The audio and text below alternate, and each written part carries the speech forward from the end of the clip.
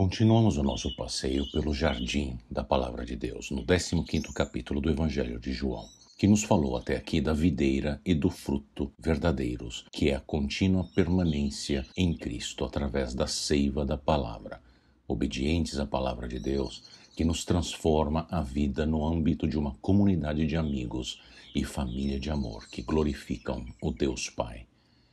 Mas esta íntima amizade com Deus não é o da boca para fora daqueles que pensam ou dizem ser amigos de Deus, mas não se alimentam da sua palavra continuamente, como a seiva da videira, e portanto muito menos a obedecem, começando com um sincero arrependimento para abraçar Cristo. E aqui vamos ver Jesus dizer amizade em filiação a Cristo implica inimizade com o mundo. Jesus alerta seus discípulos quanto ao ódio do mundo que está sob o poder de Satanás, o príncipe do mundo, como vimos em João 14, verso 30. A linguagem do mundo é astuciosamente enganadora, mas no fundo existe a realidade da hostilidade do mundo para com Jesus e seus genuínos amigos. Jesus foi odiado desde o seu nascimento, quando Herodes o Grande procurou matá-lo, e isso foi até a sua morte de cruz. O irmão de Jesus, Tiago, que teve seu coração transformado depois da morte e ressurreição do irmão, disse na sua epístola, a de Tiago, capítulo 4, verso 4, que ser amigo do mundo é ser inimigo de Deus. Neste episódio, abordaremos este tema do ódio do mundo, em 4 partes. Se o mundo os odeia, tenham em mente que antes odiou a mim. Se vocês pertencessem ao mundo, ele os amaria como se fossem dele. Todavia, vocês não são do mundo, mas eu os escolhi, tirando-os do mundo. Por isso, o mundo os odeia. Lembre-se das palavras que eu lhes disse. Nenhum escravo é maior do que o seu senhor. Se me perseguiram, também perseguirão vocês. Se obedeceram à minha palavra, também obedecerão a de vocês. Tratarão assim vocês por causa do meu nome, pois não conhecem aquele que me enviou. Esses versículos colocam em evidência a primeira parte do fato que o mundo odeia os discípulos de Jesus. E por que isso não deveria nos surpreender? Porque o mundo odiou Jesus primeiro, diz o verso 18 e o verso 20. E por que o mundo nos odeia?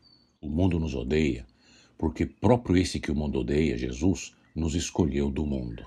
Diz o verso 19, o mundo nos odeia porque Jesus nos tirou do mundo e fazendo, portanto, com que nós não sejamos do mundo.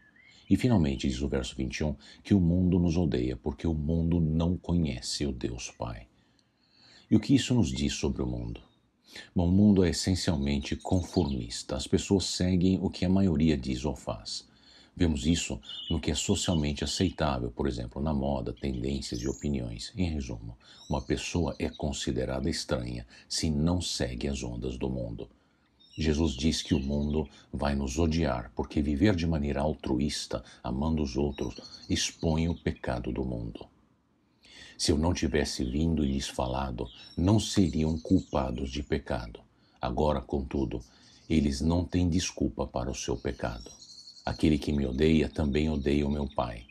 Se eu não tivesse realizado no meio deles obras que ninguém mais fez, eles não seriam culpados de pecado. Mas agora eles as viram e odiaram a mim e a meu Pai. Mas isto aconteceu para se cumprir o que está escrito na lei deles. Odiaram-me sem razão. A segunda parte nesses versículos que acabamos de ler nos diz que o mundo é culpado. Como é que este negócio de culpa do mundo? Para Deus, a culpa está diretamente associada ao não seguir a sua palavra. Jesus falou, mas eles não escutaram, diz o verso 22. O que prossegue dizendo que, visto que Deus falou e as pessoas que seguem o mundo não escutaram, estão na condição de que eles não têm desculpa, verso 22. Eles estão rejeitando o Filho de Deus com ódio, verso 23. E ao odiar Jesus, o mundo demonstra ódio contra Deus Pai, verso 23. Pare e reflita. Rejeitar a Deus é uma decisão muito séria. O mundo é culpado porque não quis enxergar, não quis ouvir e não quis seguir a verdade de Jesus, que fez a obra de Deus na terra. A evidência foi toda dada. O verso 24 nos deixa sem desculpas. Nossa reação ao que Jesus fez é nossa resposta a Deus. Existe alguma razão válida para odiarmos Jesus? Não, diz o verso 25. Jesus cumpre aqui mais uma profecia de 1000 anos antes. Veja o que diz o Salmo 69, 4, primeira parte. Os que sem razão me odeiam são mais do que os fios de cabelo da minha cabeça. Jesus está considerando seus opositores judeus como sendo do mundo.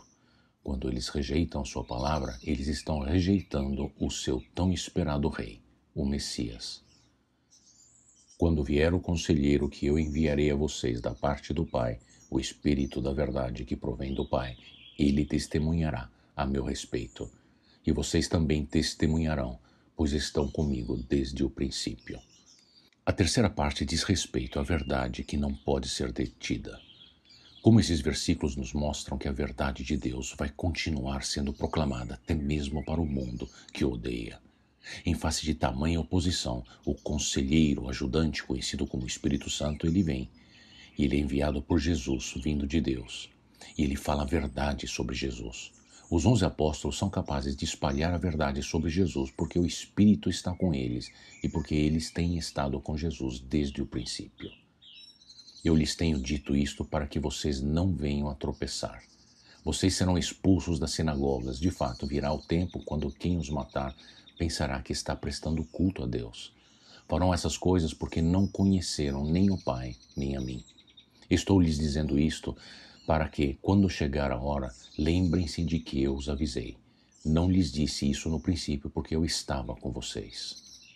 E agora a quarta parte, para nos preparar. Por que Jesus disse tudo isso?